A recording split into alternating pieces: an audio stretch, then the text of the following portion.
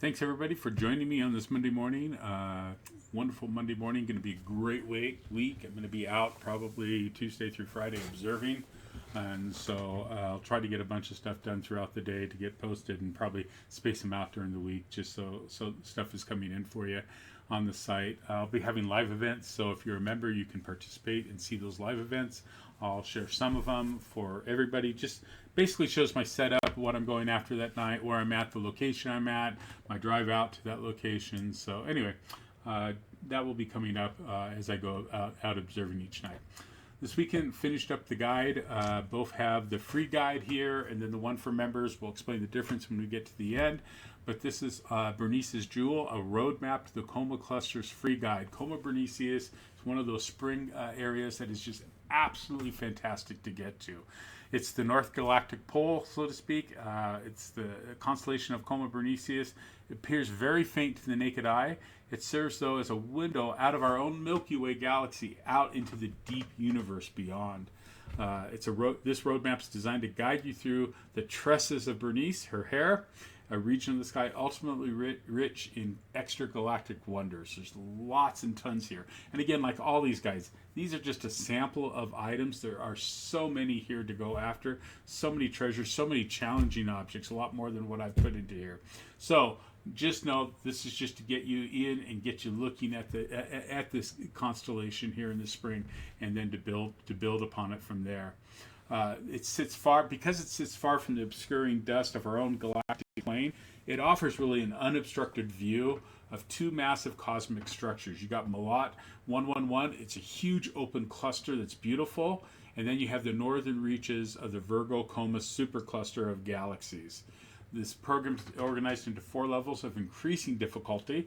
You have the beginner, which is mainly going to be the bright Messier objects and naked eye star clusters and some double stars that are perfect for most any equipment. You have intermediate deep sky targets that reveal structural details like bars and dust lanes in mid-sized telescopes. Advanced elusive objects including metal poor globulars and galaxies with faint tidal streams. And then we have some real challenges here, I feel. Some extreme frontier focusing on the dense swarm of Abell 1656 cluster and some ultra-diffuse dark matter galaxies. If you're an imager, there is plenty of here for you to go after and take a look at. I would really recommend, if you're an imager, to sign up, be a free member, and then use the guide and the details of my observations to kind of guide which objects you may want to go after. Anyway, so whether you're using binoculars to scan the Queen's hair, a large aperture telescope or a mid-sized telescope, or you're imaging to dive millions of light years into the Coma cluster, this roadmap will help you to check off some of the finest jewels this constellation has to offer to you. The list is in 4 for member parts. The first part shows what objects are with a quick description. The next part gives you an observing log with a place for you to make notes. The third part, which is for members only, shows you the objects by RA and declination in order, so it helps you to organize your observing of these objects. It allows you to hunt them in similar parts of the constellation of the sky. And then the last shows is in the log, has the log and then a column that has my observations of these items. The beginner, these are just bright and famous. We'll go through them really quick. Malat 111, it's the Coma star cluster. It really is a massive loose open cluster. It responds really well to a small refractor with like a 31 Nagler or higher, just a wide field eyepiece. You can see tons of blue-white stars, orange stars there. Just golden stars. It's just a really beautiful open cluster. You have Beta Coma Berenices, the constellation's brightest star. It's a sunlight yellow dwarf, similar to our sun. Diadem, Alpha Coma Berenices, a beautiful binary system representing the jewel in the hair. You got M64, the black eye galaxy, has a nice dark dust lane prominent near its core. M53 is a bright, dense globular, easily found near Diadem.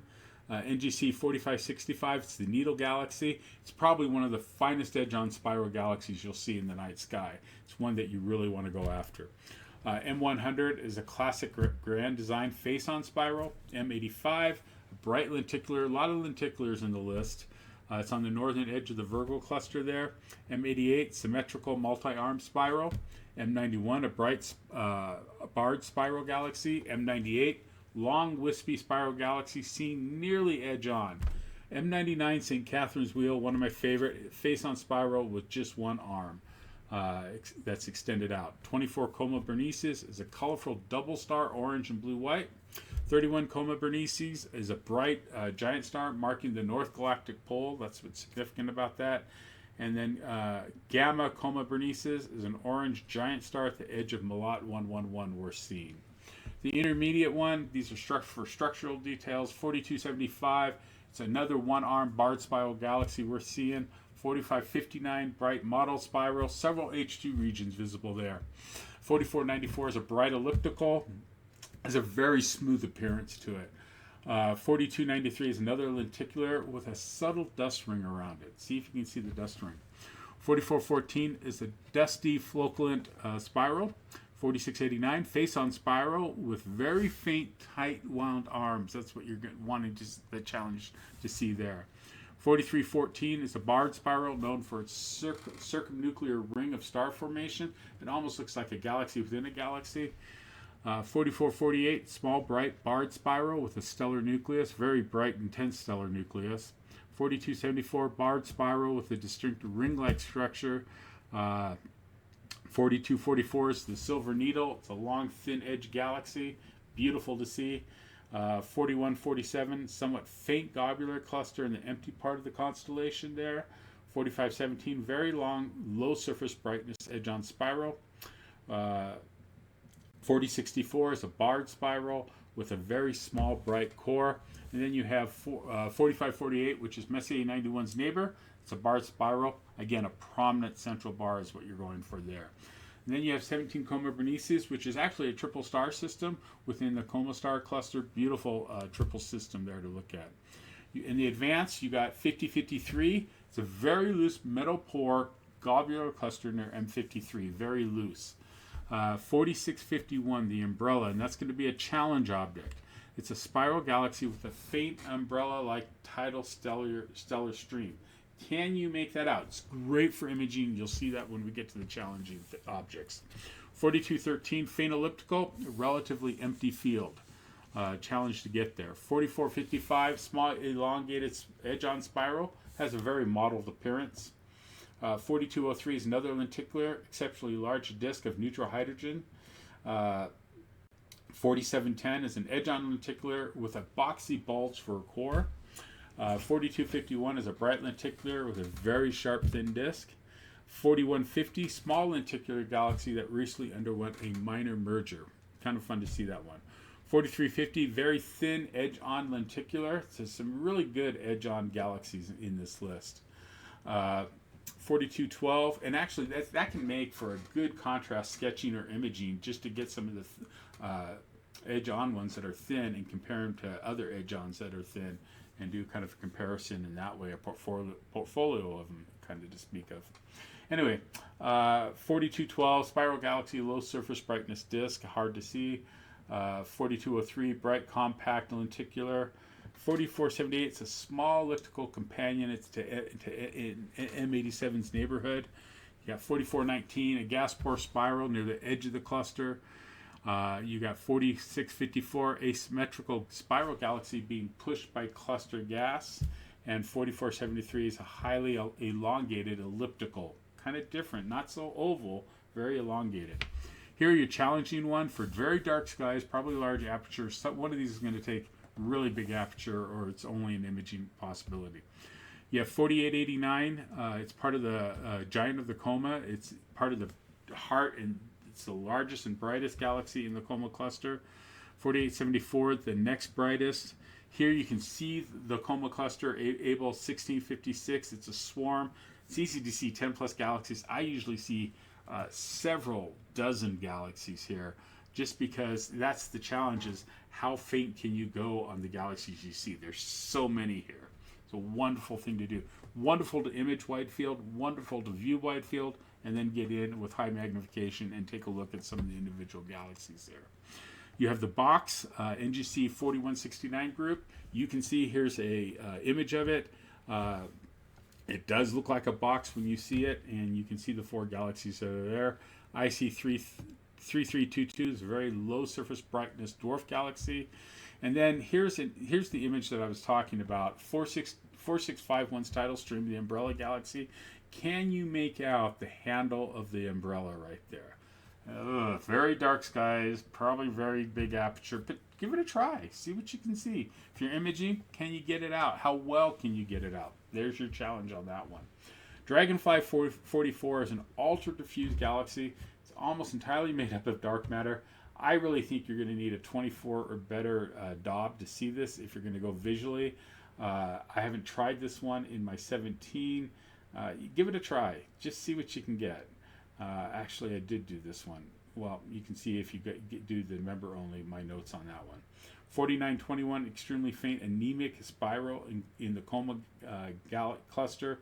And 4565, can you detect the outer halo and the very ends of the needle's points on that one?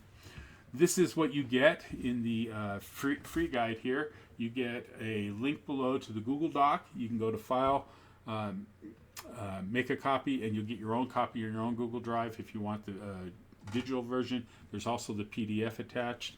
It has just the type and general description here of what it is. It has the objects. You'll have to look it up in Sky Safari and get in, or your own go-to to get there, and you can record your observation if you want to there.